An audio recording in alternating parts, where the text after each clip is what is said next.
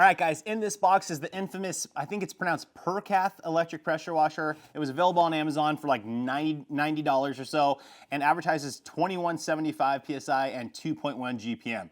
Do I think it's gonna get those numbers? No, I do not. But let's go ahead and unbox this thing, check it out, test the actual specs. I came across this thing because my friend Keeve, the Cars with Keeve YouTube channel, let me know about this because he was doing a dual setup with this thing. So I'll link that video down in the description for you guys as well to go check that out because he hooks up 2 units and increases the GPM and it gets really, really good numbers that way. But there's a lot of work to be done and I wanna make sure that this unit is even worth putting in the effort to make sure that it's gonna last. All right, guys, so we're gonna go ahead and pull this thing out here. Now, at the time of this recording, it is not available currently on Amazon. However, I'm assuming it's just the time of the year or they just sold out for Christmas, so I'm sure it'll be back in stock at some point soon. With that said, though, let's go ahead and unbox it and check it out. This thing does state that it has an induction motor, which is let's talk about that really quickly. I don't know how they're doing this with the retail price of $90 or $89 or whatever it was with an induction motor. I'm in the process of building out my own pressure washer currently. And induction motors, good quality ones, are expensive, more than the cost of this entire unit. So I don't know how they're doing that. Is it a true induction motor? I don't know all the details on that, but we're gonna go ahead and just kind of look it over. So pull it out here, nice and simple, very, very compact little unit here, which is nice. So I don't know if that's even actually brass. I don't think it is. It's too gold to be actual brass, unless it's brass and then they painted it. It looks too gold to me for that. But you do have a total stop here. You can see the little mechanism right under there if you guys can't see it. Let's see the rest of the unit here. Nice handle up top. Again, very, very compact and portable. As far as an induction motor goes, if it is, it's very, very small. But that's okay. No problem there. Just some of the numbers here. It shows 2400 watts, 110 volts, induction motor, overheating protection, yes. Not a lot more to look at compared to that. So made in China and no real branding on it at all. So very, very short power cord here, guys. Very short. So whoever's gonna be getting this thing, you're either gonna have to run an extension cord, and if you do that, you wanna use a good quality extension cord to pass the power all the way through. You wanna go at the, like probably a 12 gauge, 3-pronged pressure washer, or excuse me, power cord. But let's just go ahead and look at this thing. All right, so that is it. So I would say 3 feet, 2.5 feet, something like that. So again, if you're gonna wall mount this thing, perfect. Otherwise, it's pretty short. Let's go through the rest of the box here. We have our little, that's kind of interesting. They ship it with a stubby style pressure washer gun. Now, US regulations, technically you're supposed to have an extension lance on this already. And it is a variable nozzle. So if you look at the prongs, it's kind of like a foam cannon. Let me see if that'll still focus for you. There we go. So you spin it and they open and close. And what that does is it changes the angle of the fan from like a 0 up to like a 60, 50 or so, right around there. Ooh, guys, not great. So feels cheap. Even when you pull the trigger, you have some like play to it. And then if you look in here, you can see there's like shards of loose material. Let's see if I can get that out. Oh, geez, tons of dirt coming out on this. Tons of dirt. Man, I wish I could. Oh, there we go, got it out. So this little piece of whatever this material is, I don't know if it's brass again. This looks to be brass actually, I think, but a little shaving of it came right out, so that is a concern. All right, guys, so we've got this thing all unboxed. There are so many weird connection points that this thing comes with, like this like gusseted thing, because there's no actual adapter for the garden hose inlet. So what I'm gonna do, guys, I'm not using any of the factory components here because these are quite bad. All we really wanna know is this thing any good? And I can't hook it up to water without using aftermarket stuff. This I can use, I think. I don't know if I can use this. We'll see. If I can, I will. But again, it's just, man, the components that it comes with are extremely, extremely cheap. Again, I get it because the price of this thing, I don't even know how they're getting away with just doing the unit alone. So the accessories, I get that they're cheap, but anyways, with all that, I digress, guys. So the water outlet connection point is an M22 by 15 connection, meaning most pressure washers nowadays, most, not all, but most are M22 by 14.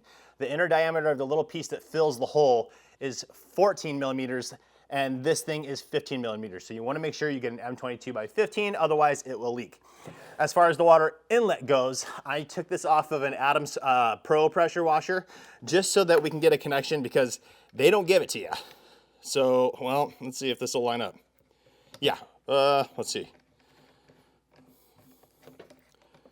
I think we should be good with that, hopefully. I've been really like racking my brain over here, guys, trying to figure out how to get this thing set up because it's weird. Okay, let's go ahead and plug in our water source now. So right here, we're gonna go ahead and hook that up. All right, guys, so we finally got this thing connected. I gotta tell you, I've been fighting this thing the whole time. If it weren't doing a review, this thing would have just gone into the trash. Like, seriously, not a great first impression for me. But anyways, we've got it all hooked up now. We have water flowing through the unit. Is it leaking out of the back? Yes, it is at the connection. That's kind of one of the reviews, is it leaks. So I'm just gonna let it go with that. Unless we hear any starvation of water, then we're still gonna get good numbers, so not a problem there. I do have my PSI gauge, and I also have my bucket to test the usable numbers of this thing. Usable GPM, gallons per minute of flow through this unit. Now, with that said, guys, we are gonna have to test out a few different nozzles because the variable nozzle that they gave us, I can't connect to this whole system. And plus that gun is pretty terrible. We're using the active pressure washer gun in this case. So what we're gonna go ahead and do is I gotta get this thing plugged in, so I am gonna have to run an extension cord because it is so short. And I will be using a good one, so hang on. All right, guys, you heard it, it's plugged in. Apparently it was on. It does have a total stop system.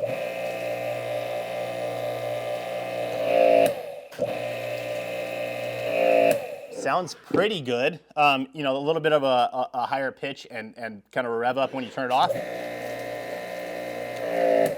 For sure, but I mean, again, for the price, that's still pretty good. So let me go ahead and get some nozzles. We'll start testing this thing. I do have it attached to an amp meter over here, so we'll let you know on that as well. Okay, so for the nozzles, I have 4 here. They're all 40 degrees, but with just different orifice sizes. So we have a 2.5, 3.0, 3.5, and a 4.0. I have larger ones if I need it, but let's go ahead and test the GPM. I want it to sit around 1,000 to 1,100 PSI personally. That's where I like it. So we're gonna go ahead and plug the 2.5 in, and I will let you guys know what it's saying. Okay, so right off the bat, the 2.5, we're getting 1050. So that's perfect for where I want it. Let's go ahead and show you guys that. Hopefully this will focus. Here we go.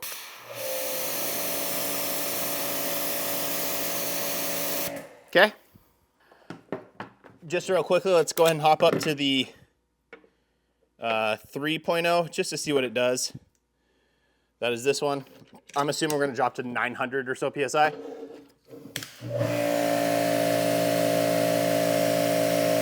All right, we're still at 1,000 with that. Let's go to the 3.5.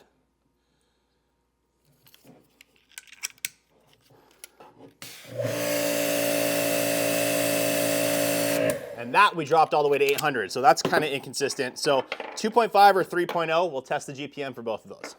All right, guys, we're gonna do this the same way we always do. We're gonna start with the 2.5. Again, we're getting 1050 PSI. That may creep up to 1,100 over time, but we're gonna fill the bucket for 1 minute. I'll throw it on a scale. We'll deduct the weight of the bucket with the water, with the bucket and the lid, and that'll leave us with just the weight of the water, and I'll let you know what that is. Before we do that real quick though, I wanna test the amp reading with the 2.5. I'll let you know what it says. Here we go.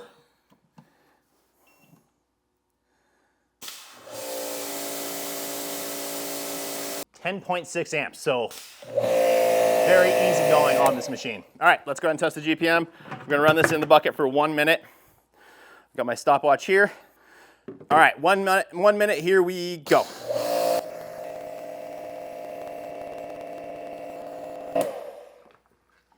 All right, guys, there's 1 minute into the bucket. Let me go ahead and grab my scale and we'll figure this out.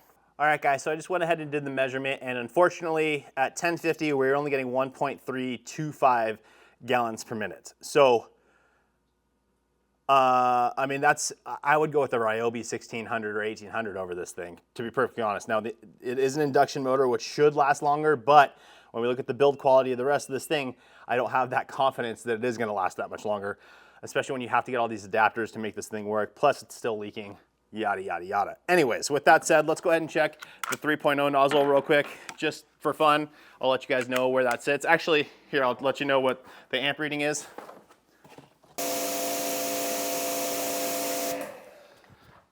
All right, so only 9.9 amps. You guys we can definitely get a lot more out of this thing. I don't know. Let's test the GPM. All right, so we've got the bucket emptied out again. Again, we're running for 1 minute, and here we go.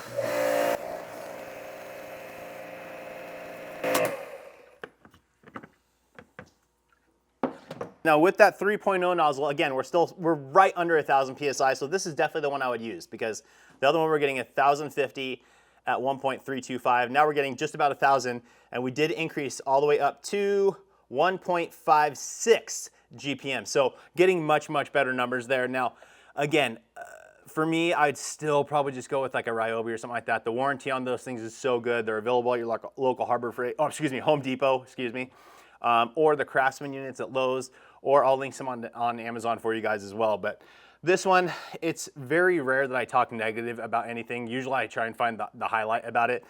But this thing's just overall build quality and the connections on this thing, it's a total pass for me. I know at $90, that's an incredible deal when it is available, but at $100 for the Ryobi, that's where I would go, even though it's a universal motor. I just have a lot more confidence in the build quality of that thing over this. So yeah, it's unfortunate. I had some high hopes for this, but it's just not what I was hoping for. So that's it for today's video, guys. I hope that video helped you.